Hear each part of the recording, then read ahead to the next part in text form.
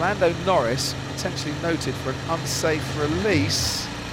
Yuki Tsunoda was coming down, minding his own business, and Lando was released straight into the path of the AlphaTauri. Now, no harm done, but it's going to be investigated after the session. Background safe release there by Norris. Copy that. George Russell in the car right behind Yuki Tsunoda. Magnussen could be in a little bit of bother here as he makes his way around the banking for the end of his final flying lap of this Q1 session and only goes 12th fastest. That might not be enough for Kevin Magnussen. Mick Schumacher goes into the top 8 and into the 1:11s. Valtteri Bottas is picking up time, but not a huge amount, and he could be struggling too. 148 races. Valtteri Bottas making it out of Q1, and at Spa it didn't go well because of the power unit penalties. It might not go too well here either. Zhou Guanyu, 10th fastest. What of Valtteri Bottas? Personal best, as Sebastian Vettel sets the best overall first sector. Bottas only 12th fastest, ahead of Stroll and Magnussen, and well, sadly for him, within touching distance of that bottom 5. So Vettel's going well, Stroll's going well, goes 4th fastest. That's the Aston Martin pace we've seen for much of this weekend. Ricciardo crosses the line, only 17th fastest for Daniel Ricciardo. He is out in Q1 for what is a 3rd time this season, and that's massive disappointment for him as his teammate Lando Norris goes 3rd fastest. Yuki Tsunoda goes 2nd fastest as he crosses the line. Esteban Ocon only 12th fastest. Carlos Sainz might find himself in a bit of danger. Not a great first sector from Carlos Sainz either. Pierre Gasly next to cross the line. Gasly goes 11th fastest, pushes Sainz a little bit further down. Sebastian Vettel has pitted at the end of the lap that he was on. What happened to Sebastian Vettel making his way then towards the stadium section? Oh dear.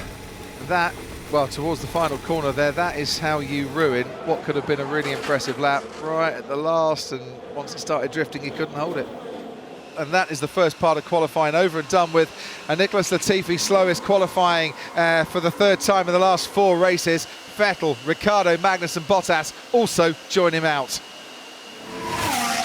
Leclerc powers his way at 140 miles an hour round the banking of the final corner and down the straight. That's more like it for him and for Ferrari into the 1:10s.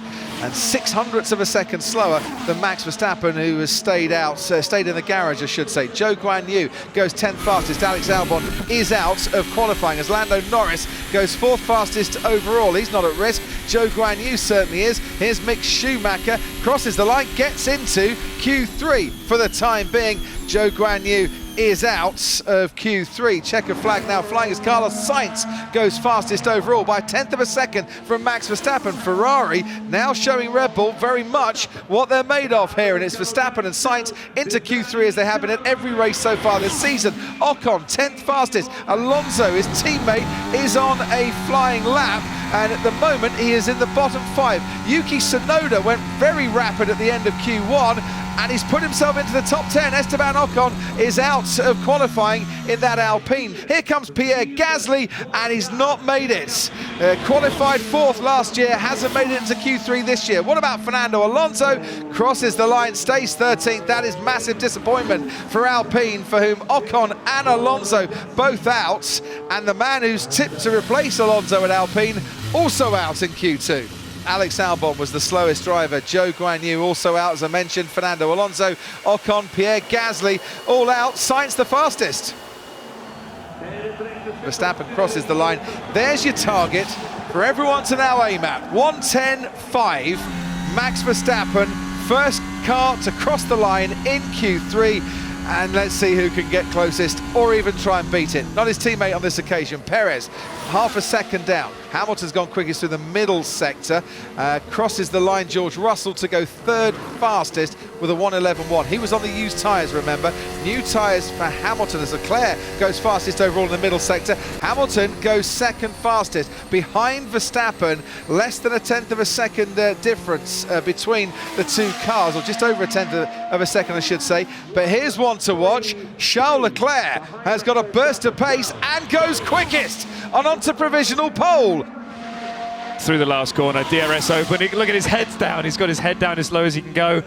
trying for every last thousandth of a second, and it's worked, it's improved. A 1:10.3, that's what the rest are now chasing. Carlos Sainz had a very good first sector and a decent middle sector too. He's very much in touch. Max Verstappen aced the middle sector. It was on pole last year. His DRS wasn't working, he was still on pole. It's working now. Verstappen crosses the line. It's working enough to put Verstappen on pole, and listen to that roar. But it's only provisional pole because there's others that can take it. Sainz won't. 900ths of a second. Carlos Sainz is away from the pace, and Sergio Perez has crashed at the final corner. And what a dramatic end to qualifying. Let's look what happened to Sergio Perez. Not the way you want to end qualifying, but yeah, he was trying to find that extra time. Ferrari starting on the front row at Zandvoort alongside the home hero Max Verstappen. A definite shout out for the Mercedes boys though. Yeah. Lewis didn't get to finish his lap, and I don't think George did either. His last sector was much slower, so I think he just got to the yellow flag.